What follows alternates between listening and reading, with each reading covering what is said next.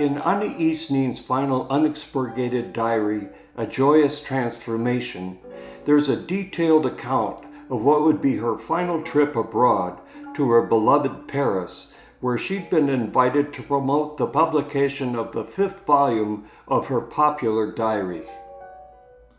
Although Neen had been diagnosed with cancer at the beginning of 1974 and had been treated with radiation, she felt well enough to make the trip to France. In spite of chronic abdominal pain and bleeding, she eagerly plunged into a rigorous schedule that included a TV interview with novelist and journalist Jean Chalon and host Bernard Pivot on November 18, 1974. There were two sins Neen fought against in interviews. One was blatant misunderstanding or ignorance of her work, and the other was probing into her personal life, especially her relationship with Henry Miller, which she tried, sometimes unsuccessfully, to keep from her longtime husband, Hugh Geiler. Both these taboos were broken, as we shall see in an excerpt from the interview, which has just been subtitled in English. And we witness the grace with which Neen deals with a faux pas in this, the last TV interview of her life. Le rêve me dirige dans la vie. J'ai eu un rêve de vivre dans une péniche avant de vivre dans la péniche.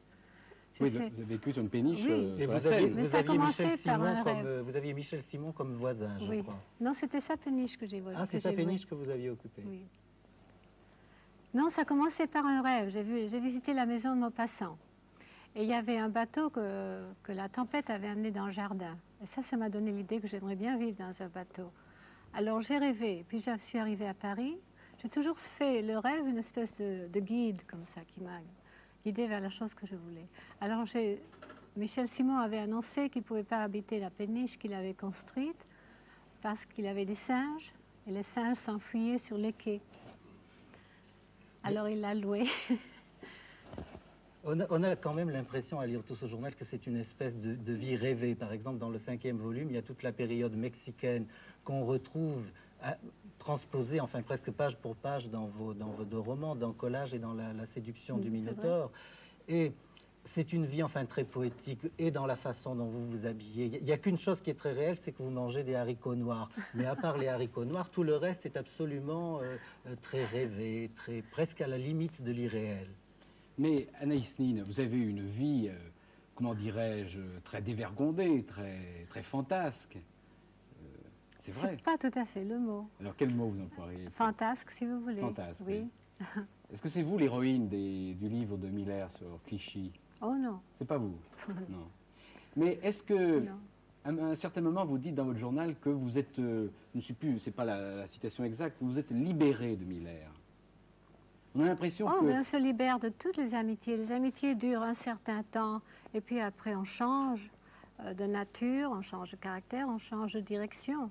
Alors, certainement, il y a des influences dans votre vie, et chaque amitié a une influence.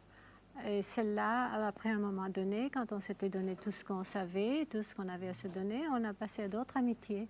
C'est très naturel, je crois. Mais est-ce que tous ces gens célèbres qui un jour sont entrés... Pas tous célèbres. Enfin, beaucoup, enfin, puis même, enfin, en tout cas, cette masse de gens... Je défends les anonymes. Même les anonymes. En tout cas, est-ce que tous ces gens n'ont pas empêché Anaïs Nin de devenir plutôt Anaïs Nin, écrivain? Non, au contraire. Au contraire. Au contraire.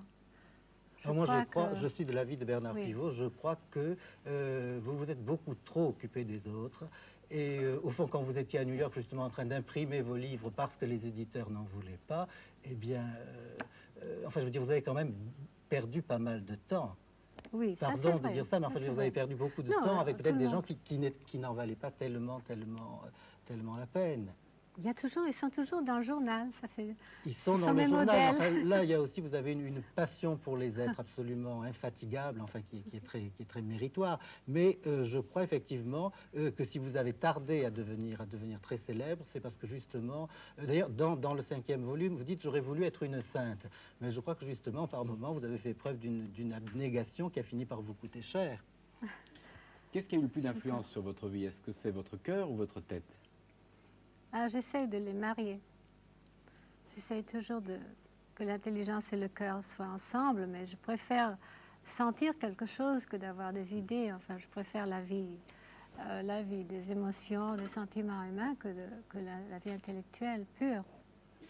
Avant la guerre, vous avez bien connu à la fois New York, la vie intellectuelle à New York et la vie intellectuelle à Paris.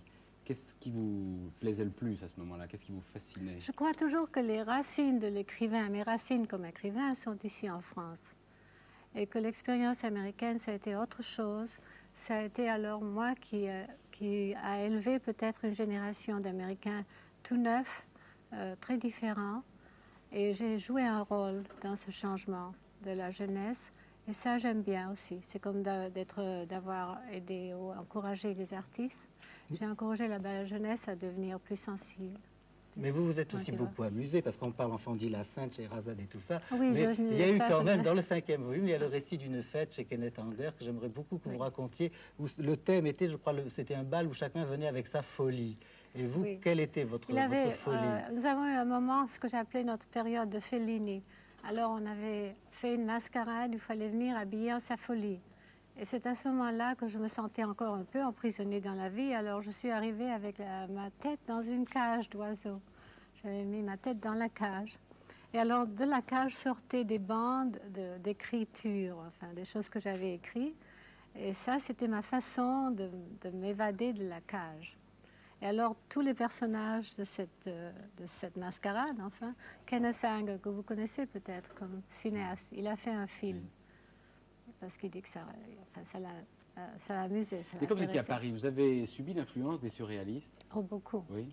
Oui, beaucoup. Vous avez connu Breton?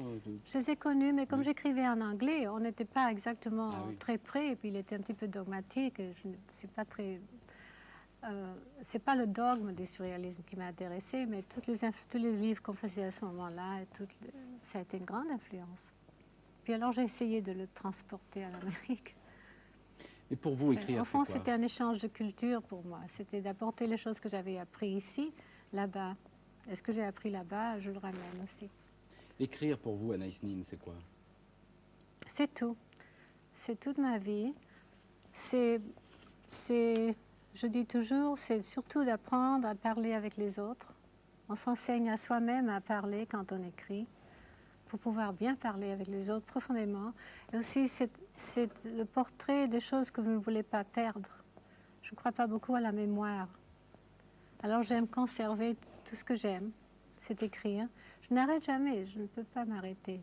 Vous avez donné une admirable définition de l'écriture, qu'on trouve dans cet ouvrage. L'écriture, c'est un monde pour autrui, un héritage pour autrui, en définitive. Lorsque l'on crée un monde tolérable pour soi-même, on crée un monde tolérable pour les autres. Je ne sais pas, Michel, vous ne pensez pas que c'est une très belle définition de l'écriture? About the interview, Nin said in A Joyous Transformation, "The program was just as superficial as American TV.